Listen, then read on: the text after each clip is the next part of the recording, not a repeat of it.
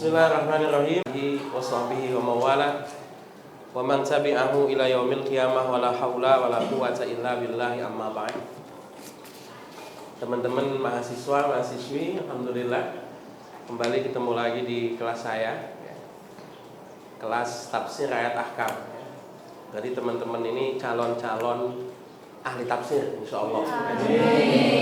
Sekarang kita berada di pertemuan yang ketiga. Pada pertemuan pertama kita sudah melakukan kontrak kuliah, apa yang boleh dilakukan, tugas-tugas bagaimana, penilaian bagaimana. Pertemuan kedua kemarin kita sudah bahas tentang pertemuan kedua kemarin sebelumnya ya. Kita bahas tentang kaitan ilmu tafsir dengan ilmu-ilmu yang lainnya ya, ilmu usul fikih, karena tafsir ahkam, tafsir yang berkaitan dengan ayat-ayat hukum ya. Sengaja saya ajak di kelas ini ya, yang kita posisikan sudah posisi siap diskusi, kelompok 1 dan kelompok 2. Oke. Kita akan bahas tentang tayammum, ayat-ayat yang berkaitan tentang tayammum ya, dan hadis-hadis yang berkaitan tentang tayammum ya. Nanti diharapkan kawan-kawan bisa memahami apa saja ayat yang berkaitan tentang tayammum, dan kemudian apa saja peristiwa atau asbabun nuzul dari ayat-ayat tayammum, dan kawan-kawan nanti bisa mendiskusikan tayammum sesuai dengan masalah-masalah yang ada kekinian ya. Oke, sebelumnya biar kita satu persepsi dulu. Ada yang tahu tayammum itu apa? Oke ya, silakan. Tayammum apa? Tayammum adalah bersuci menggunakan debu. Oke, bersuci menggunakan debu. Kita biasanya kenal, kita bersuci pakai air.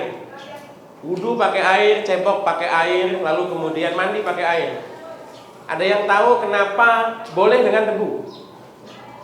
Karena materi debu mudah ditemukan. Karena materi debu, ya bagus. Karena materi debu mudah ditemukan di mana-mana.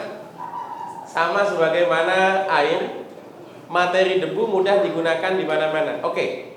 Misalnya ternyata nih ya, debu tidak ada. Ada nggak materi yang lainnya kira-kira? Oke, ya. Apa? Menurut sebagian ulama ada alternatif lain. Menurut sebagian ulama ada alternatif materi lain. Oke, kita dari tadi ngomong tayammum. Ada yang tahu tayammum itu fungsinya sebagai pengganti apa? Oke, ya. Merupakan pengganti wudu dan mandi. Tayammum merupakan pengganti wudu dan mandi ya. Jadi kalau wudu itu berarti menghilangkan hadas kecil, kalau mandi menghilangkan hadas besar, dan tayammum bisa menggantikan dua-duanya. Tayammum bisa menggantikan dua-duanya. Kalau tayammum menggantikan wudu, kita udah paham ya, muka dan telapak tangan nih. Kalau tayammum menggantikan mandi, itu bagaimana caranya? Ya, Tayammum boleh. menggantikan mandi sama aja dengan tayammum menggantikan debu. Oke, ya. Alhamdulillah ya. Jadi teman-teman ini pemahamannya ya sudah lumayan, sudah ada. Sekarang kita akan bahas ayat tayammum itu dua macam. Satu ayat Al-Maidah ayat 6, dan yang kedua nanti ayat An-Nisa ayat 43. Oke, kita lihat baik-baik. Ada yang bisa baca, kelihatan kan tulisannya? Ada yang bisa baca? Atau satu orang langsung baca nggak apa-apa dengan suara yang keras. Boleh dari teman-teman mahasiswi dulu ya, baca dengan suara yang keras, silakan. Satu orang.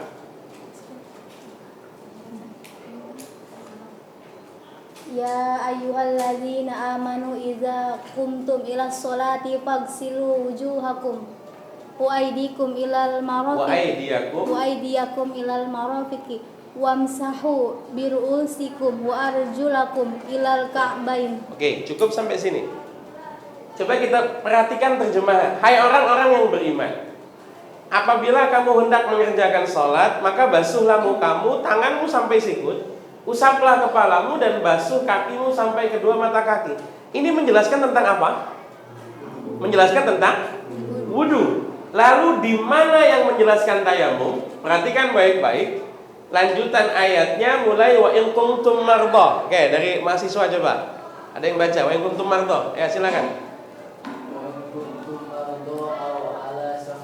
Aw jaa ahadun minkum minal ghaidi aw la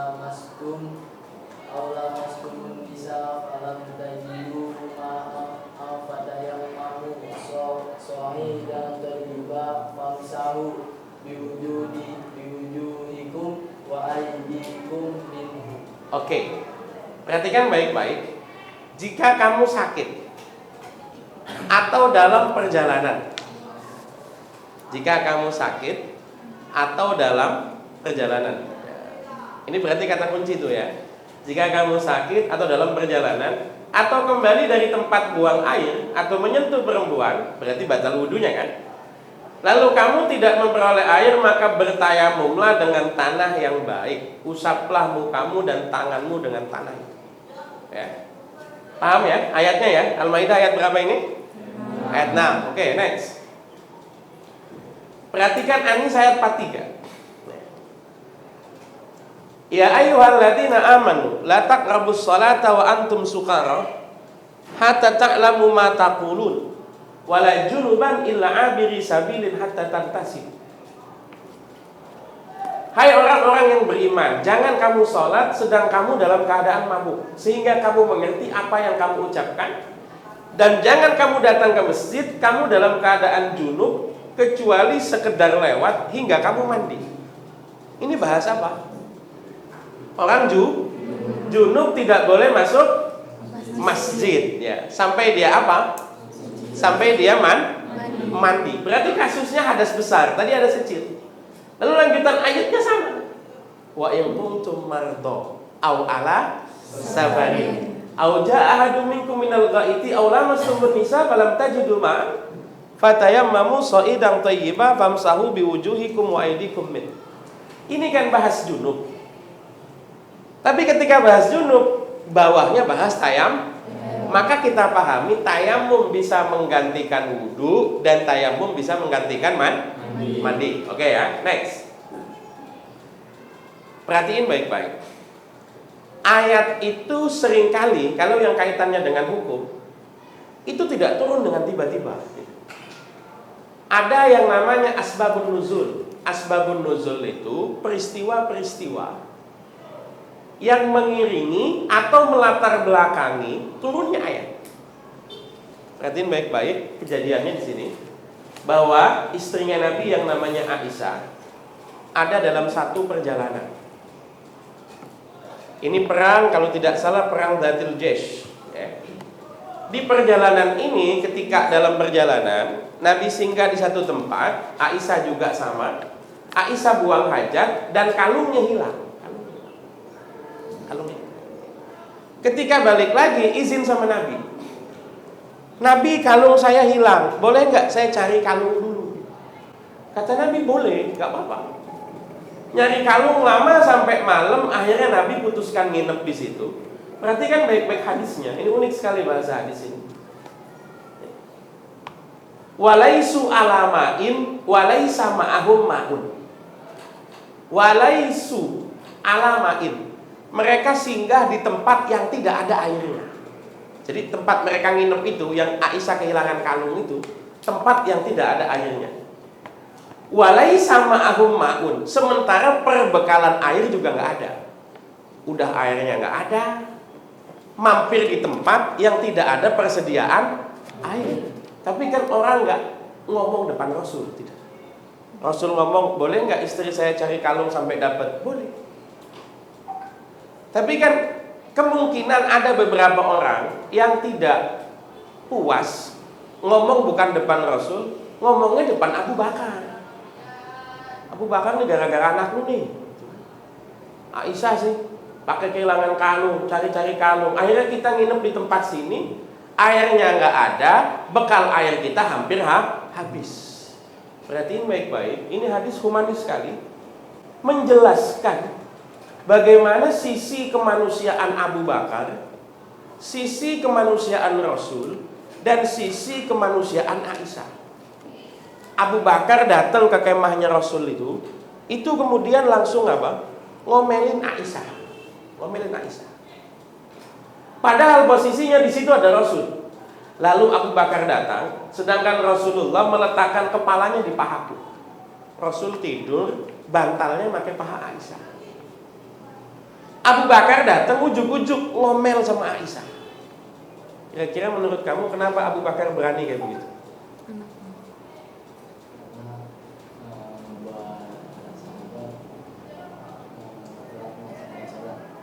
Ya, karena nanti kalau mau sholat air nggak ada. Oke, jawaban yang lain ada nggak? Kenapa Abu Bakar berani ngomel kayak begitu?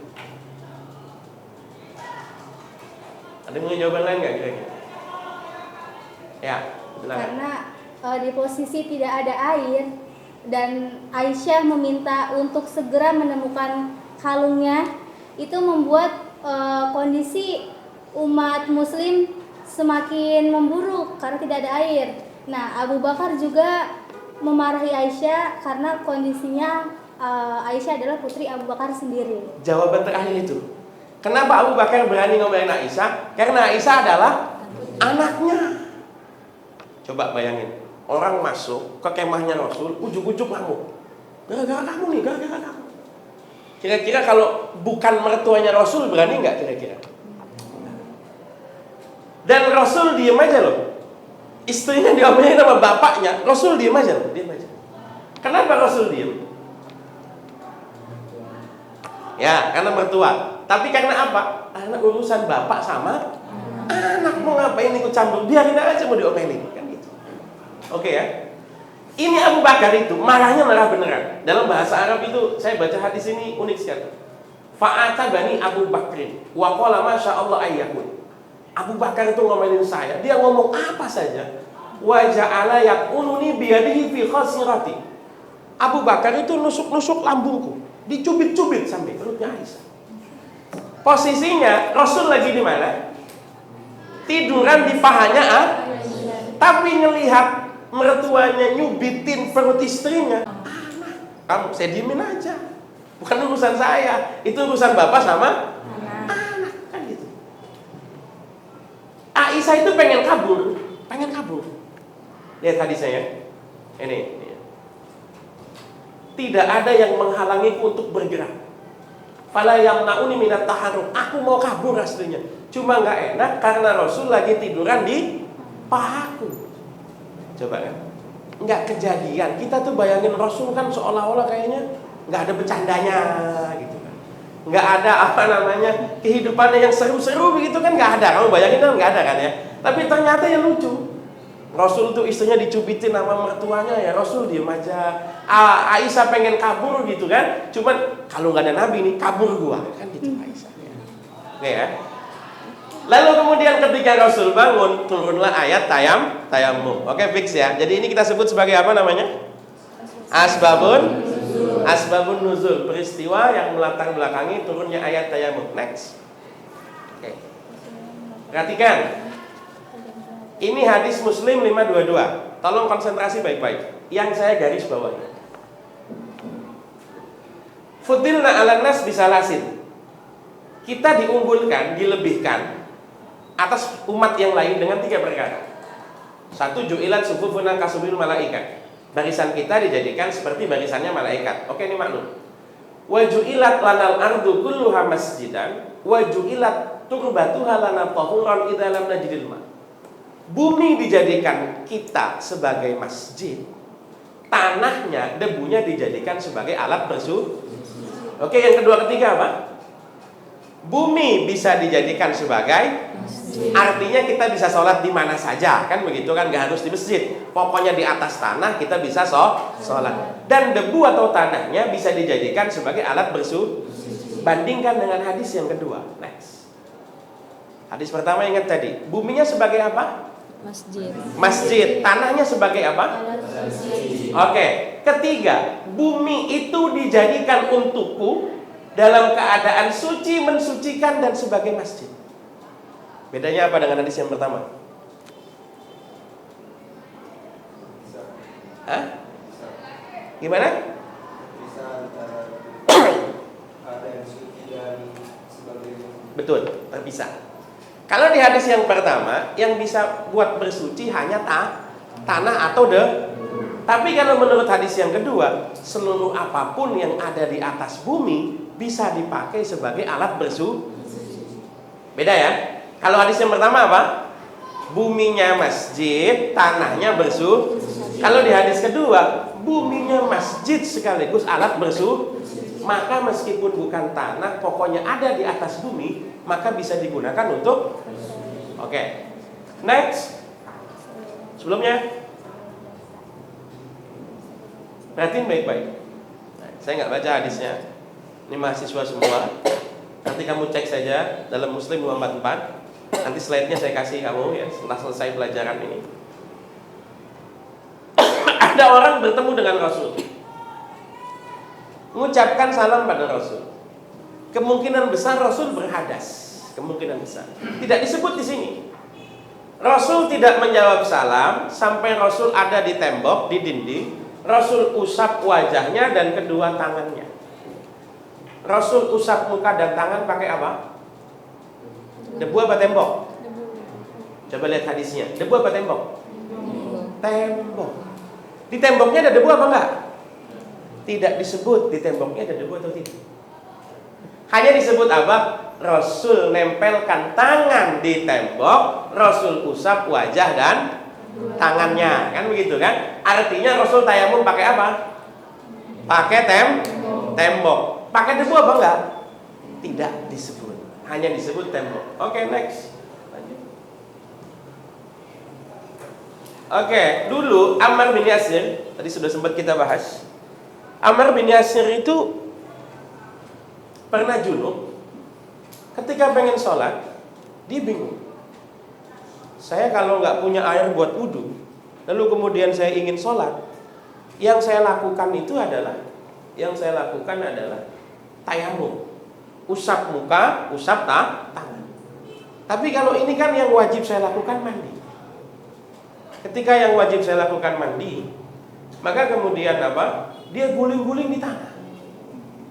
Seperti hewan guling-guling di tanah. Maksudnya apa? Biar seluruh tubuhnya kena debu.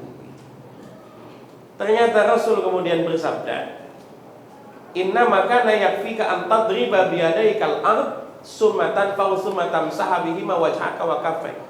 Meskipun kalian junub, kalau kalian pengen sholat, nggak usah kalian itu guling-guling di tanah, cukup usap muka dan tangan dengan menggunakan debu atau tanah. Oke, ya. Next. Ini fungsi tayamum sebagai alternatif wudu ataupun mandi. Oke, kita ambil dari mana? Kita ambil dari next ayat. Tadi Al-Maidah ayat 6, konteks tayamumnya sebagai alternatif apa? Wudu. Anis ayat 43, konteks tayamumnya sebagai alternatif apa? Mandi. Oke ya, bisa dipahami, jelas. Terus next. Area tayamum. Perhatikan baik-baik dalam Al-Maidah ayat 6. Ketika disebutkan wudu, membasuh tangan sampai mana? Sampai sih?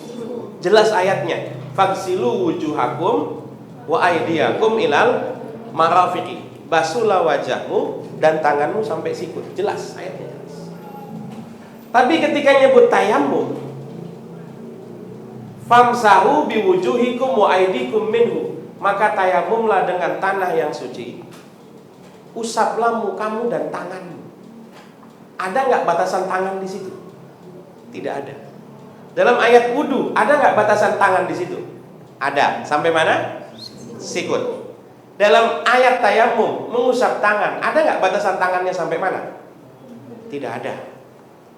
Dalam An-Nisa 43 yang menjelaskan tentang mandi, tayamum, usap muka dan tangan, nggak disebutkan juga tangan sampai mana. Oke, perhatikan baik-baik. Tangan dalam Al-Quran itu macam-macam batasannya. Wudu, tangan batasannya sampai sikut, ya, batasannya sampai sikut. Tapi kalau oke, baik ya. Jadi tangan dalam Al-Quran itu batasannya macam-macam. Tangan dalam Al-Quran kalau kasusnya wudu sampai sikut. Tapi hukuman pencuri ketika terpenuhi syarat-syaratnya itu, ya, itu dipotong tangannya, pencuri itu dipotong tangan sampai pergelangan. Tayamum tidak disebut batasnya sampai mana. Maka dalam bertayamum ini ada dua macam. Ada dua macam pendapat. Yang pertama, ini yang paling populer, biasa kita pakai dalam mazhab Syafi'i. Ingat, kalau tayamum, semua yang nempel di tangan itu kita copot. Kalau wudu tidak harus dicopot.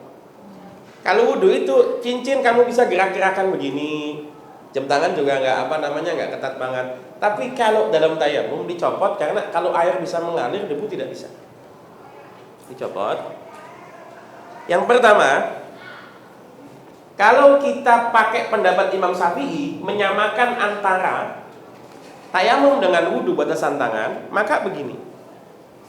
Ya, ambil debu, usap muka, lalu kemudian kita buang debunya, ambil lagi tempat yang lain, usap tangan sampai sikut.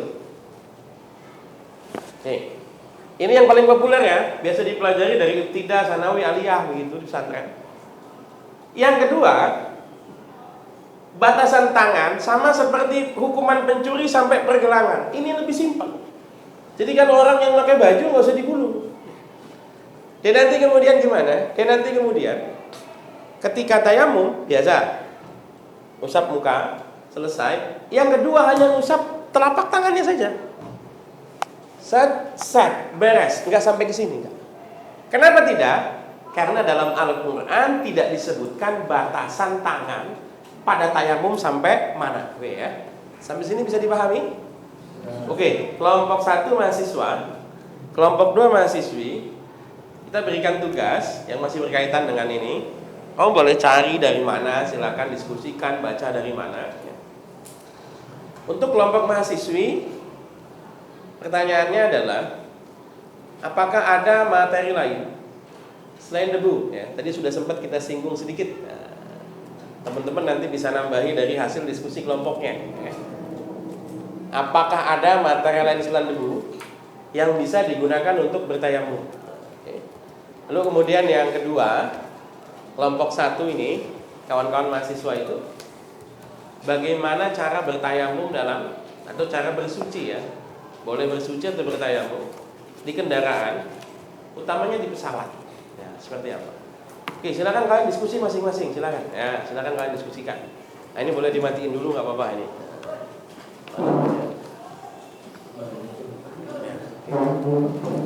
Ya, silakan diskusikan.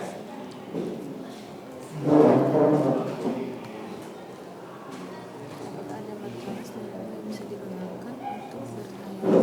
Ada.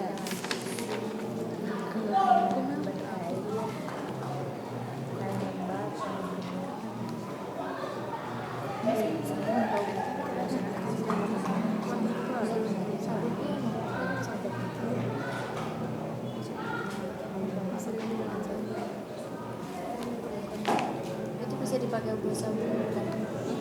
Bisa dipakai kan saya jawabannya nggak ada sabun, cuma dinding dan tembok jawaban sering dikasih enggak menurut saya lama apa aja. Kita kasih waktu 5 menit ya.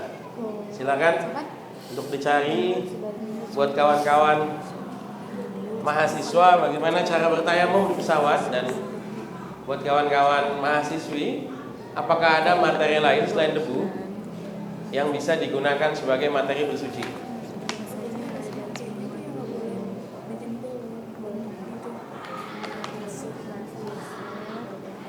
Juru bicaranya siapa? Nah, terserah mau jawab di situ atau maju ke depan pakai spidol buat jelasin nggak apa-apa, silakan. Ya.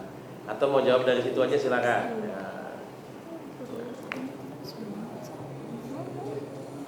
Menurut Abdul Qadir Muhammad Mansur dalam Kitab Salat Nisa menjelaskan, Imam Syafi'i berpendapat bahwa tayamum tidak boleh dilakukan kecuali dengan debu murni.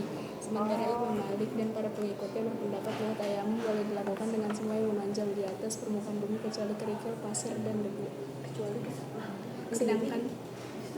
Sedangkan Imam Abu Hanifah menambahkan dan dengan semua materi yang dikeluarkan oleh bumi seperti kapur, warangan, lumpur, dan marmer. Adapun jumlah. Sementara Ahmad Ya, 2 menit lagi, silakan. Nanti ada yang mempresentasikan hasil diskusinya, silakan. Ntar bakal dibaca lagi mana materinya. Tapi masalah sini pakai pendapat yang mana? Sebagai ulama apakah ada di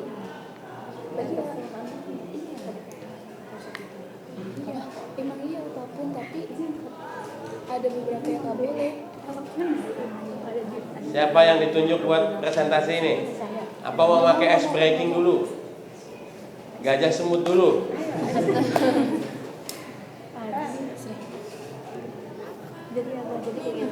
Nih, dengerin. Siapa? Kelompok mahasiswa siapa? Imam Malik. Nabil, oke. Kelompok mahasiswi siapa? Kelompok mahasiswi yang presentasiin siapa? Astri, oke. Mau di situ atau mau ke depan? Di sini. Situ, oke ya. Ngadep ke sini ya, ngadep ke sini. Ya, silakan presentasiin. Hasil diskusinya gimana?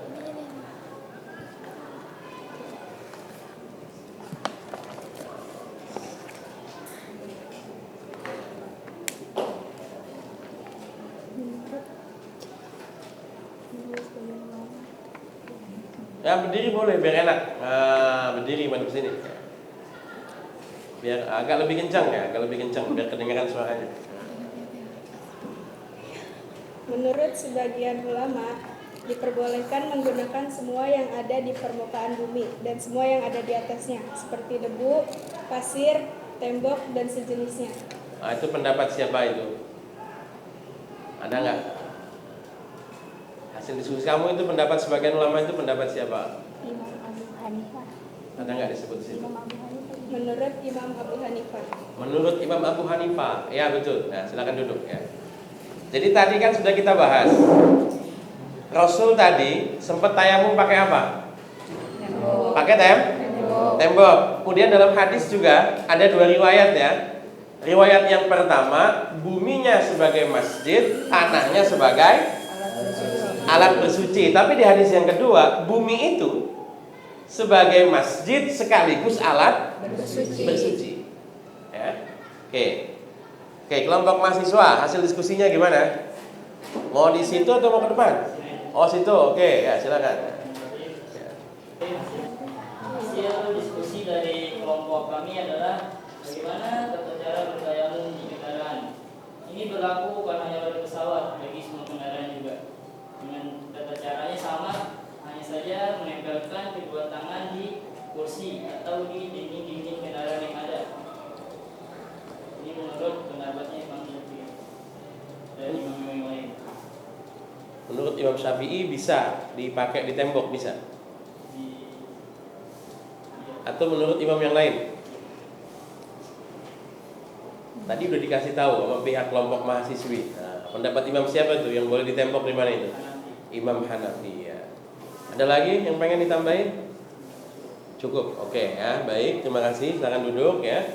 Nanti tugas kawan-kawan ini habis ini boleh pilih dua macam. Nah, apakah boleh pilih bikin makalah sesuai dengan tema ini tayamum? Atau yang kedua, boleh pilih tugas menjelaskan tutorial tayamum, direkam ya pakai HP-nya masing-masing, lalu diupload di media sosial masing-masing. Nah, biar bisa dideteksi, nanti kasih tagarnya tafsir ahkam tayamum. Nah, nanti linknya atau screenshotnya boleh dikirim ke nomor saya ya. Oke, kita cukupkan pertemuan pada hari ini ya. Insyaallah jangan lupa dengan tugasnya nanti dikumpulkan ya, atau diinfokan ke saya. Lebih kurangnya saya mohon maaf. Assalamualaikum warahmatullahi wabarakatuh. Waalaikumsalam.